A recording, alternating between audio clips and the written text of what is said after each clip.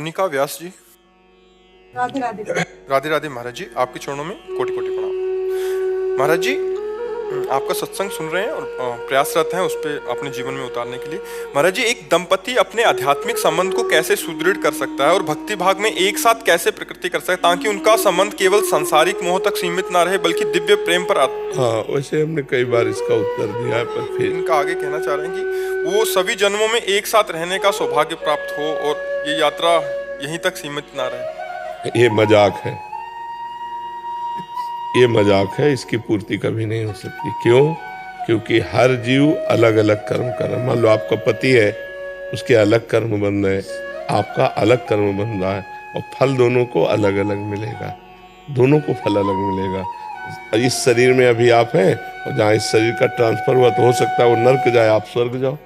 अध्यात्म में नहीं, अध्यात्म में नहीं, क्योंकि हम काल के ऊपर अपना अधिकार नहीं रखते। एक गृहस्थी में पति पत्नी रहते थे, तो पत्नी से पति का बहुत लगाव था और पत्नी भजन करने वाली थी और पति उद्दंड स्वभाव का था, पर उसका पत्नी से बहुत लगाव था।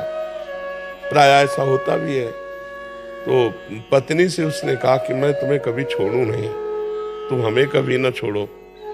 ऐसा हो सकता है कि हम कई जन्म साथ रहे। तो विद्वान थी, उसने कहा ऐसा कभी नहीं हो सकता, ये केवल इसी जन्म में है। तो उसने कहा मैं तुम्हें कभी नहीं छोड़ना चाहता। बोले एक उपाय है, आप भगवान का भजन करो और भगवान से मांगो तो अगला जन्म में भी भगवान दे देंगे और हमारा आपका संयोग करा देंगे। तो उसने कहा कैसे भगवान का भजन करें? तो उनका हमारे गुरुजी हैं, आएंगे हम आपको दीक्षा दिला देंगे। उनके गुरुजी जब समय पे आए तो उन्होंने दीक्षा के लिए कहा, तो गुरुजी ने कहा स्नान करके आओ। तो गांव के बाहर नदी थी, स्नान करने के लिए गए तो 4-6 मिल गए। उन्होंने कहाँ जा रहे हो? बोले आज गुरुजी आए, दीक्षा ले आए। अरे यार कहाँ फंस रहे हो? तो वो ऐसे आ गया, उसने कहा हम दीक्षा नहीं लेंगे ऐसे।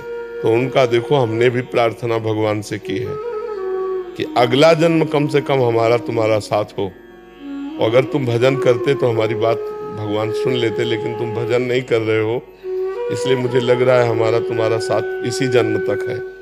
उसने कोई ध्यान नहीं दिया।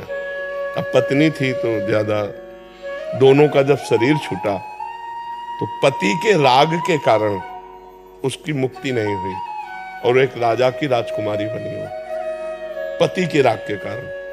और पत्नी भजनानंदी थी तो उसके संकल्प के अनुसार वो अपने कर्मानुसार जड़ योनि हाथी की प्राप्त किया। पर उसी राजा के यहाँ जहाँ बहुत से हाथी रहते थे, उनमें हाथी का बच्चा बनकर के वो आया।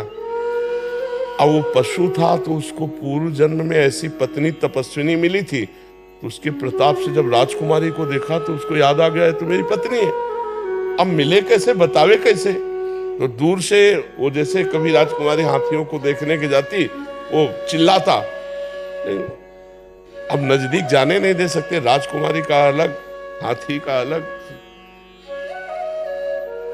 जब राजकुमारी का स्वयंवर का दिन आया तो नए नए हाथियों को सजा के खड़ा किया, तो वो भी नौ किशोर अवस्था का हाथी हुआ, तो रो रहा था, खाना पीना सब छोड़ दिया था। तो महावत ने राजा से, इस हाथी को कोई रोग नहीं, हमने चेक करवाया, पर ये न खा रहा है न पी रहा है, रुदन आंसू चल रहे हैं इसके। राजकुमारी भजन करने वाली थी, उसने दृष्टि से देखा कि मेरा पति हाथी की योनि में आया।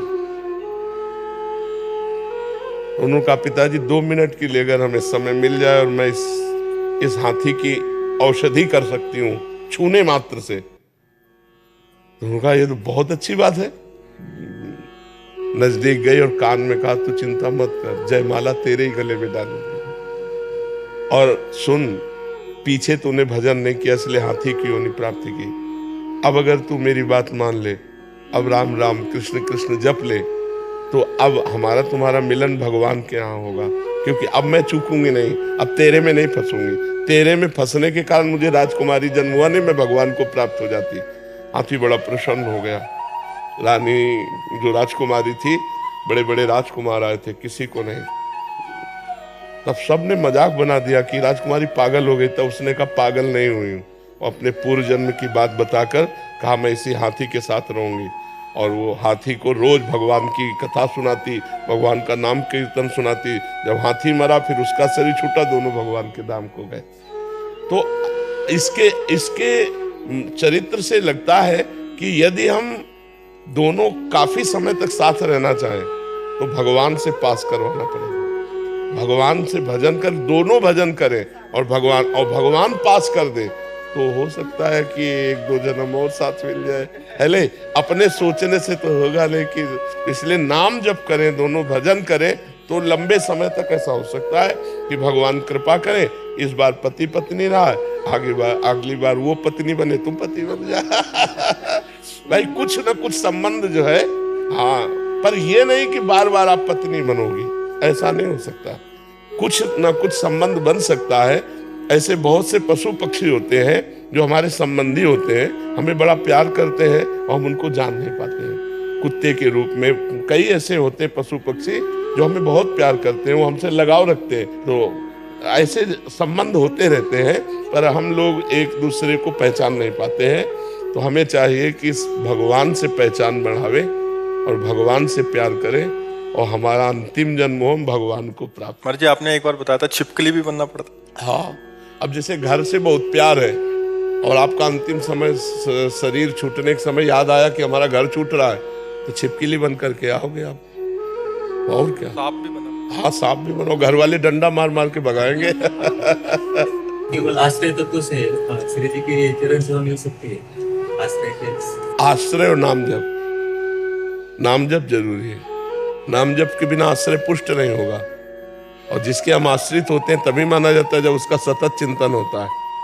गोस्वामी तुलसीदास जी ने कहा है, बिगड़ी जन्म अनेक की, अब वहीं सुधरे आज होई राम को। पहला आश्रय, फिर नाम जप, दूसरी बात, और तीसरी बात तज कुसुमात, गंदी बातें सब, काम क्रोध लोभ मोह मद मत्सर, इनका त्याग कर दो, भगवान का निरंतर नाम जप करो, भगवान के आश्रित रहो। अनेक जन्मों की बिगड़ी अभी बन गई। गुरुदेव, कर्म करते समय अगर माया घसीट रही है तो कैसे? वो कर्म भी भगवान को समर्पित कर दो। जो कर्म किया वो भी भगवान को समर्पित कर दो, तो वो भी भजन हो जाएगा। पर गलत कर्म नहीं, गंदा कर्म नहीं। पाप कर्म करोगे तो भक्त कैसे, फिर भगवान के जन कैसे, अगर पाप कर्म करो। पाप की प्रेरणा हो रही, पर हम करेंगे नहीं क्योंकि हम भगवान के भक्त हैं। क्यों? राधे राधे गुरु जी, मेरे कर्मों द्वारा मेरा दाम्पत्य जीवन कष्टप्रद है, तो उसका आगे किस तरह मैं उसे खराब ना होने पावे। मनुष्य जीवन बड़ा दुर्लभ है, और गृहस्थ धर्म के द्वारा ही भगवत प्राप्ति करनी है आपको। तो इसलिए थोड़ा सहनशील बनो। अगर आपकी तरफ से गलती हुई तो क्षमा मांगो, उसको अनुनय विनय करके।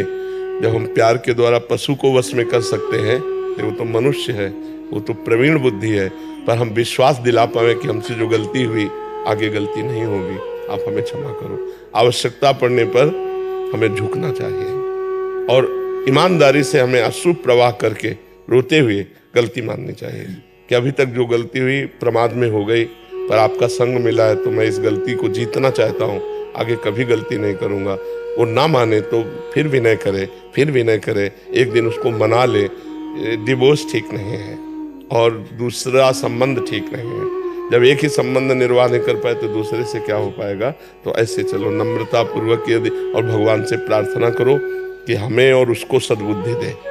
भगवान से प्रार्थना करो, नाम जप करो, और मंगल में भगवान के मंदिरों के दर्शन करो आओ, और आप भी करो, जिससे बुद्धि शुद्ध हो जाए और इतना प्यार दो कि उसे विश्वास हो जाए कि आप उसके हो। योगेंद्र जी मोरेना से, महाराज जी आपकी प्रेरणा से वृंदावन आकर पयोव्रत कर रहा हूँ। मैं व्रत के दौरान ऐसा क्या करूँ कि मुझे श्यामा श्याम के प्रेम लक्षणा भक्ति प्राप्त हो और प्रभु की कृपा प्राप्त हो? रोज श्यामा श्याम का चरणामृत पियो, राधा वल्लभ लाल जी से ले लो, तो वहाँ का चरणामृत पियो, और रोज अपने शरीर में रज लगाओ। जो वृंदावन की रज है, चाहे गिरिराज जी की तलहटी से ले आओ परिक्रमा मार्ग से, या वृंदावन की रज जहाँ भी मिले, रोज स्नान के बाद वृंदावन की रज लगाओ, रोज चरणामृत पियो, उठते बैठते चलते फिरते राधे श्याम श्यामा श्याम श्यामा श्याम नाम जप करो, तो हर बात बन जाएगी। प्रेम चाहोगे प्रेम मिल जाएगा, जो भी लौकिक कामना करोगे उसकी भी पूर्ति हो जाएगी। पर साथ में नाम जप का संपुट हो, चरणामृत हो, क्योंकि वो पापों को नष्ट करके अकाल मृत्यु को रोकता है। अकाल मृत्यु हरणम सर्वव्याधि विनाशनम श्री कृष्ण पादोदकम पीत्वा पुनर्जन्म न विद्यते। और हमारी जो कामना है उसमें पावर शक्ति जागृत हो जाए पूर्णता के लिए, ये वृंदावन की रज देगी। सद्यो वसीकरण चूर्ण मनंत शक्तिम तम राधिका चरण रेणु मनुष्य मरामी। तो ये यो ब्रह्म रुद्र शुक नारद भीष्म मुख्य ही रालक्षितो न सहसा पुरुषस्य तस्य सद्यो वसीकरण चूर्ण मनंत शक्तिम तम राधिका चरण रेणु मनुष्य मरामी। चरणामृत रजरानी और श्यामा श्याम का नाम, इसी से सब हो जाएगा। चरणामृत तो महाराज ले गया था और पी भी रहा हूँ नित्य। दोनों टाइम वृंदावन की रज ले जा सकता हूँ घर के लिए, क्यों घर पर? हाँ ले जाओ ले जाओ। तो महाराज आपकी प्रेरणा से जो पयोव्रत कर रहा हूँ, तो और महाराज इसमें और क्या करूंगी प्रभु की? बस इतना ही कर लो और इसी पयोव्रत का निर्वाह कर लो, इसी का निर्वाह कर लो। और इसको कभी किसी से कहना नहीं, क्योंकि उससे अहंकार पुष्ट होता है और पुण्य नष्ट होता है। गुप्त रूप से करो, कोई भी अनुष्ठान गुप्त किया जाता है तब वो फलीभूत होता है। शालिनी सिंह जी, साउथ कोरिया से। श्री हरिवंश जानवी। श्री हरिवंश महाराज जी, मेरे पति उस देश में राजदूत की तरह कार्यरत हैं। मैं और मेरे पति पूर्णतः शाकाहारी हैं, किंतु दूसरे देश के खान पान में मांसाहार शामिल होने की वजह से उन देशों के लोगों की मांग मांसाहारी खाने की होती है। ऐसी स्थिति में हम परिवार में क्या करें महाराज जी? अब आपको अपने कट्टर नियम का पालन करना होगा। कैसी भी परिस्थिति हो हमें अपने नियम का निर्वाह करना होगा। अगर हम नियम का निर्वाह कट्टरता से नहीं करेंगे तो फिर कहीं भी रहे हम फिसल जाएंगे। खान पान व्यभिचार ये तो बहुत जोर का फैला हुआ है। शराब मांस व्यभिचार ये बहुत जोर का फैला हुआ है। भगवान मर्जी अभी ऐसा मान लिया कि रूटीन जैसा होता है ना दिन। अरे अभी तो रुको, अभी तो 5000 वर्ष हुए, थोड़ा 10-5000 वर्ष और होने दो, फिर इस कलयुग का नाप रहेंगे, देखने का नाम रहेंगे। भाव भ्रष्ट आचारा सब संसारा धर्म सुने नहीं काना। ना माता पर विश्वास, न पिता पर विश्वास, न भाई बंधुओं पर विश्वास। अब मतलब कलयुग का ऐसा प्रभाव हो रहा है कि विश्वास हटता चला जा रहा है। पति पत्नी में अविश्वास, पुत्र पिता में अविश्वास। इसीलिए कहते हैं भाई कि यदि अध्यात्म को स्वीकार करो तो पवित्र हो जाओगे। यदि अध्यात्म तुम्हारे जीवन में नहीं तो कुछ नहीं कर पाओ। अच्छा कितनी देर लड़े, आनंद मिल नहीं रहा।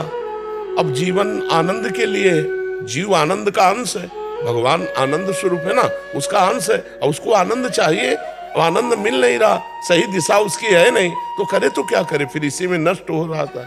अगर उसे भगवद आनंद मिले। अपने देश के लोग तो समझते हैं, लेकिन दूसरे देश के लोग जैसे बड़े अधिकारी वगैरह हैं, तो वो उनको मतलब वो तो मांग करते हैं कि हम तो वही हमारे खाने को घास फूस खाएंगे। पर बड़ी समस्या है आपके आगे, क्योंकि उनको प्रसन्न करने के लिए वो देना होगा, अपने धर्म का पालन करने के लिए दे नहीं सकते। तो अगर आप ये भी हो जाते हैं, हाँ अगर आप ये फेमस हो जाएंगे कि ये मांस नहीं खाते तो शायद दूसरे लोग आशा न रखें। तो भगवान से प्रार्थना करो लोग, लेकिन कई बार होता है कि मतलब नाराज हो जाते हैं। हाँ, पर आप भगवान से प्रार्थना करो कि आपको हिम्मत दें, क्योंकि सबसे बड़े अधिकारी तो वही है।